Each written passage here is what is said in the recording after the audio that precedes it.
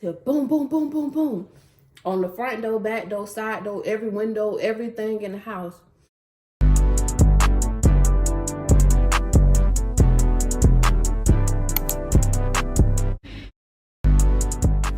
What's up, Dash Squad? So I am here. I'm doing my first freaking mukbang ever.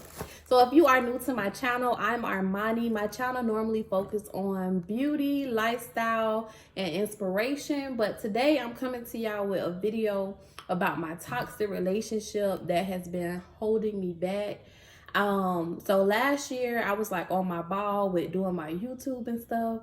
And then I had got like really depressed like right before I got ready to buy my house. So nobody knew what was going on but a few people, just my close friends. So here it is today. I'm telling y'all the truth as I do my mukbang. I have already started. I recorded a video previously trying to record this one, but I didn't like it, so I'm doing it over. So basically I'm eating boiling crawfish. I'm in Florida. I don't eat beef or pork, so I have corn, snow crabs, crawfish, and shrimp. I eat ranch with everything, so I have ranch too. But so I'm gonna name the guy Mike. So me and Mike met in 2014. I was in college, living my best life. I ain't had no kids. I was happy and everything. So when me and Mike met, he was like this great guy. He had a job. I had a job. I was interning, and again, I was in college. I was in grad school at the time. So fast forward, we were like off and on from 2017 to like 2019. So in 2019, I like was trying to like just, you know how you be dating somebody, but not really, it'd be more of a situationship. I'll say soul tie because that's what it was. I'm gonna put the definition to soul tie below so y'all can see what I'm talking about. But it's basically when your soul be tied to another individual and you can't really let go of that person. So I was trying to get out of it, but I kept going back. I kept going back because I didn't want no new bodies. Y'all know what I mean by that. And it was a comfortable place for me. So in 2019, I was like, you know what? I'm gonna stop. So sorry y'all, I had to pause my video. This is the 4-year-old mine. So in 2019 in December, we had got into like this altercation because I had started drifting away, and he was like, oh, you must be talking to somebody. And I'm like, if I am talking to somebody, I can do that. We're not in a relationship. I don't owe you anything. And so it was me, my mom, and my baby. We got in the car. The next thing you know, I look in my rearview mirror. This guy is behind me. I'm gonna call him Mike for this video's sake. So Mike is behind me, and we're like real deal. I'm trying to get away from him, chasing him. So my phone rings. So I can't say who called, but they were basically like, Mike has a gun and he's headed to your house. If you can, go somewhere else.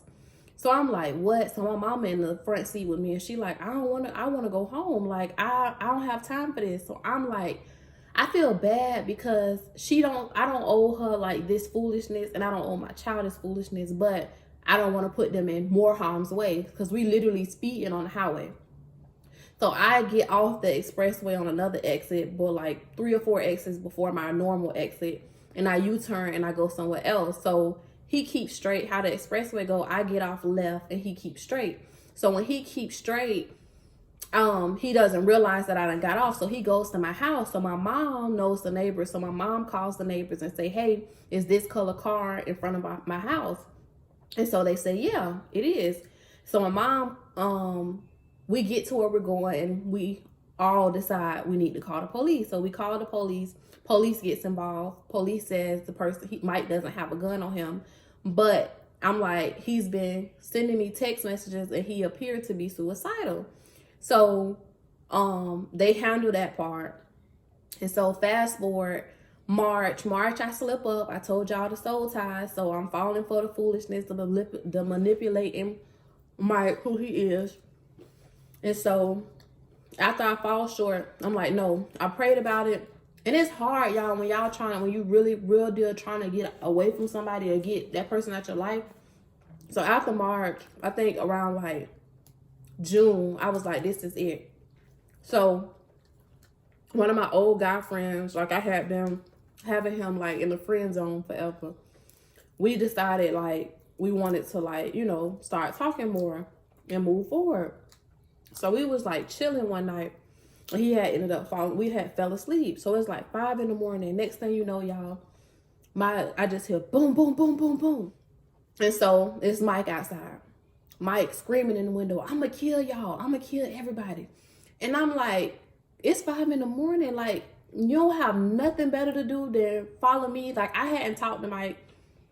It wasn't no reason for him to be at my house. None of that. So I know this guy thinking like, damn, are you still talking to him? Y'all still together? What y'all got going on? So he do all this. That was it for me. I was like, you can't call me. You can't text me. You can't do nothing. Because we wasn't talking. And so to say all that, y'all, after that, it got real crazy.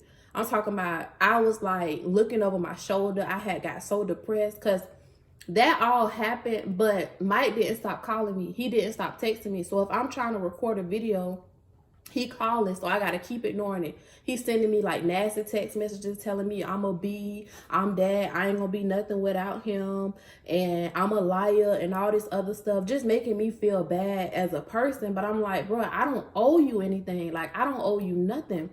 And so like I just kept getting all kind of nasty text messages. I'm gonna put the text messages in here for y'all. But I say all of this to say, be careful who you date. Don't ignore signs. I'm talking about the hitting, the, oh, you don't need to wear that. You must be talking to this person or that person. You've been out for too long. The text messages, the stalking. He had been showing me like text messages, like in text messages that he was kind of a little cuckoo. But you know, when you like people and you care about them, you don't see that. Like, you see it, but you don't really see it. So to any of my young sisters or my older sisters, be careful with the men that you choose to date and get out of it. Like, I watch so many women that stay in relationships are no good ass men. And I'm like, I just thank God, as depressed as I was, I would rather be depressed. Like, me and the other guy, we still talk. We have decided to be back in a relationship. So we're in a relationship now. And he was so great to me, but it was so hard to be there for him because I had this maniac calling my phone and aggravating the crap out of me. So I was like so depressed and I was so ready to move. That's why I didn't show y'all a full house tour, because I'm like, I don't want him knowing my layout of my house. I don't want him knowing what area I live in. I don't want him knowing nothing about me. And it's hard because I still technically have to deal with him on some type of levels. But just be careful. Like, be careful who you choose to be with, because it can really cause your life to go a different way. Like, before I met him, like I told y'all, I was doing good. I had a good head on my shoulder, which I still do. But I slacked off. Like, I slacked off in my YouTube, which was a goal of mine to hit my 1K. I still haven't hit my 1K. My goal was to, and I don't solely blame it on him. I blame it on the feelings. Like, I was down. I was depressed. I didn't want to be bothered. I didn't want to talk to. Like, some of the relationships that I had with other people, nobody knew what I was going through. And it's hard because people are like, oh, you know, you'll get over that. Like, it's just a man. Men come and go. And I'm like, I had another man, but I couldn't even be happy in my relationship because this asshole kept calling me and kept bothering me. And he still do it to this day. But I've prayed about it, cried about it, and I've learned how to deal with it a lot better than I did before.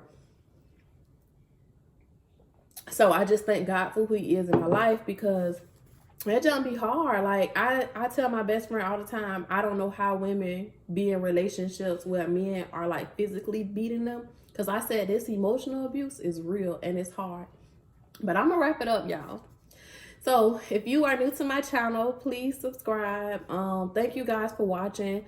If you have been in an emotional abuse relationship, a physical abuse relationship, I'm going to try to leave a number or a link below. But please get out of it, y'all. It's not worth it. Your kids, if you have kids, or your people, the people around you are being affected, even if you don't know it. Like, I didn't talk to people.